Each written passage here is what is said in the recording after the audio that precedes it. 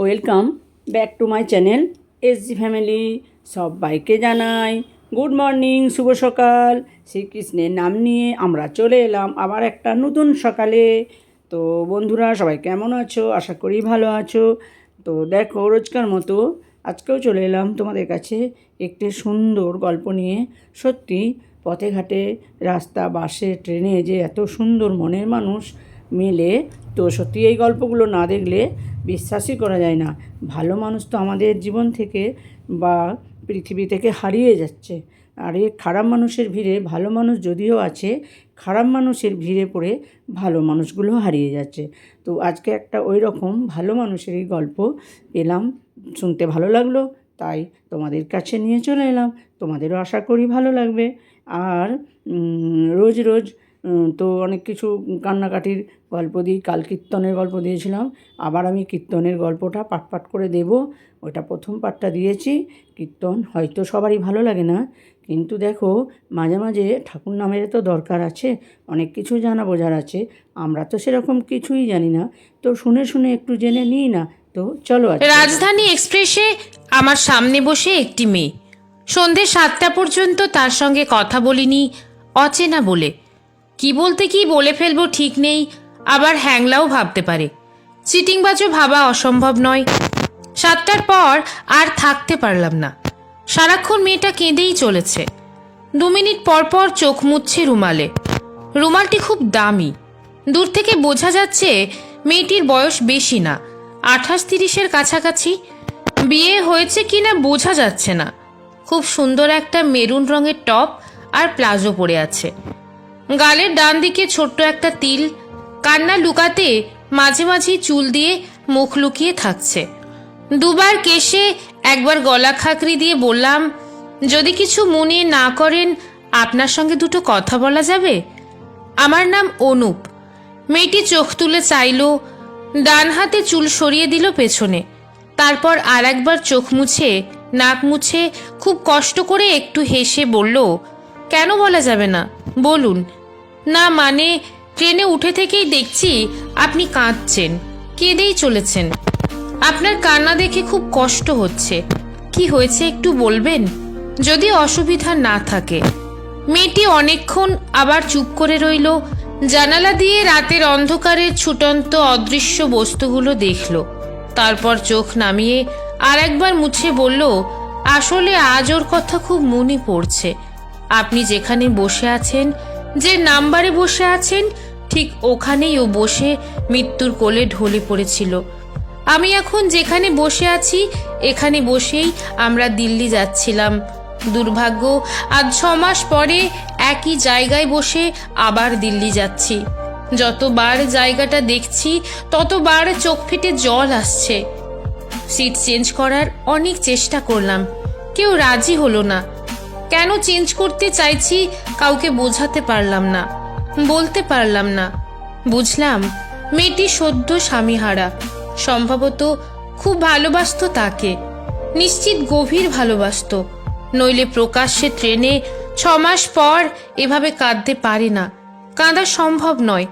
মেয়েটির কথা শুনে মনটা খারাপ হয়ে গেল। আমি যাচ্ছি বন্ধুর বিয়েতে দিল্লির দ্বারকা আনন্দ করতে। পথে এমন একজনের সঙ্গে দেখা হয়ে যাবে ভাবতে পারিনি।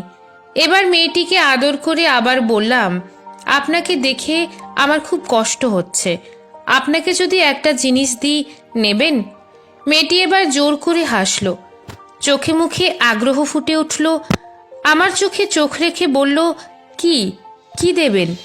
আমি চোখ নামিয়ে মাথা নিচু করে বললাম, আমার কাছে এই মুহূর্তে তেমন কিছু নেই, শুধু একটি বই আছে, ওটি নেবেন? অবাক করে দিয়ে বলল, বই পড়ার অভ্যাস আমার নেই, একদমই নেই। ক্লাসের বই ঠিকমতো পড়তাম না, শুধু শরৎচন্দ্রের 2-একটা লেখা পড়েছি। তারপর একটু দম নিয়ে আবারও বলল, ঠিক আছে দিন, যখন বলছেন রেখে দেব।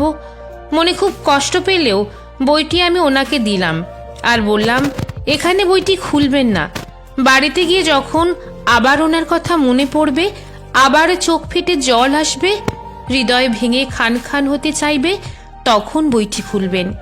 খুলে একটা লাইন পড়বেন, তারপর মন না চাইলে রেখে দেবেন। অথবা বেচে দেবেন কোনো এক ফেরিওয়ালার কাছে। এরপর আর মেয়েটির সঙ্গে কোনো কথা বলিনি, ঘুমিয়ে পড়েছিলাম, কিছু ভালো লাগছিল না বলে। ঠিক 3 মাস পরে একটি ফোন পেলাম, নাম্বারটি অচেনা। অন করে হ্যালো বলতেই ওপার থেকে হেসে কেউ একজন বলল, চিনতে পারছেন, আমি সোমলতা। বিরক্ত হয়ে বললাম, সোমলতা বলে কাউকে তো আমি চিনি না, আপনি রং নাম্বারে ডায়াল করেছেন। সোমলতা ফোনের ও প্রান্ত থেকে আবার হাসলো, তারপর বলল, সেদিন ট্রেনে আমি আপনাকে আমার নাম বলিনি, সে সুযোগ আপনি দেননি, ঘুমিয়ে পড়েছিলেন। আমার কথায় কষ্ট পেয়ে ঘুমিয়ে পড়েছিলেন, ভেবেছিলেন মেয়েটি কি খারাপ, বই পড়ে না। আসলে সেদিন আমার ওভাবে বলা ঠিক হয়নি। আমি অনেক পরে বুঝতে পেরেছি আপনি বই পাগল মানুষ। রবীন্দ্রনাথ আপনার ধ্যান জ্ঞান। সরি, মাফ করবেন। চিনতে পেরেছি মেয়েটিকে, সেই রাজধানী এক্সপ্রেসে পরিচয় হয়েছিল। হেসে বললাম, না না, মাফ চাইতে হবে না।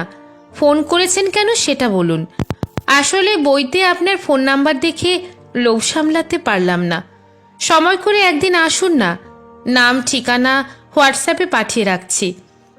এরও প্রায় দিন 15 পরে যাব না করেও ঠিক একদিন বিকেলে হাজির হলাম সোমলতাদের দমদমের বাড়ি। সোমলতা মনে হয় জানতো আমি আজ আসবো। খুব সুন্দর একটা তুতে রঙের শাড়ি পরেছে, ঠোঁটে লিপস্টিক নেই, অথচ মনে হচ্ছে নিশ্চিত কিছু মেখেছে। চোখ দুটো খুব উজ্জ্বল দেখাচ্ছে। রোদে অর্ধমৃত গাছ হঠাৎ জল পেলে যেমন ডালপালা মেলে সবুজ হয়ে আকাশের পানে তাকিয়ে হাসে, তেমন লাগছে ওকে। আমায় হঠাৎ দেখে অনেকক্ষণ তাকিয়ে রইল, অনেকক্ষণ। আমি দূর থেকে বুঝতে পারছি ওর গাল বেয়ে জল পড়ছে, চোখ ফেটে জল পড়ছে, ঠোঁট কাঁপছে। অনেকক্ষণ তাকিয়ে থেকে হঠাৎই এক দৌড়ে আমার কাছে এসে ঝাঁপিয়ে বুকের উপর পড়ে আবার হাউ হাউ করে কাঁদতে লাগলো। আমার কান্না ভালো লাগে না। সেদিন ওর ট্রেনে কাঁদার একটা কারণ ছিল, আজ আবার কেন চোখে জল বুঝতে পারছি না। তবে ফোনে কি কিছু বলেছিলাম?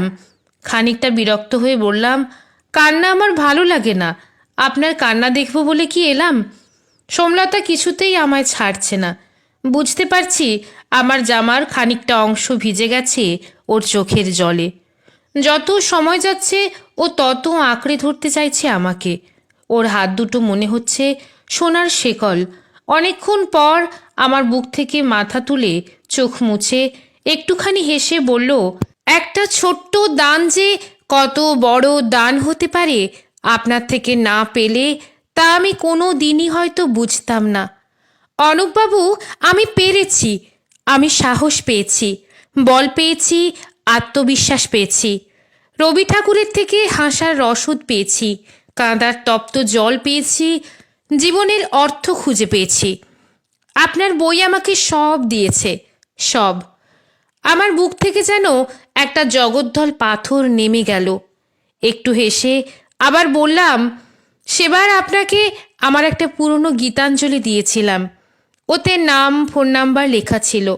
এবার একেবারে একটা নতুন, একদম নতুন বই কিনেছি, নেবেন? সোমলতা আবার ধীরে ধীরে আমার বুকের কাছে সরে এসেছে। এবার জামার একটি বোতাম ধরে মাথা নিচু করে হেসে বলল, জানি জানি আপনি কি বই এনেছেন। আগ্রহ নিয়ে জিজ্ঞেস করলাম, বলুন তো দেখি। ও এবার চোখ তুলে হাসল, তারপর আবার চোখের জলে গাল ভিজিয়ে ধীরে ধীরে বলল, গীতবিতান।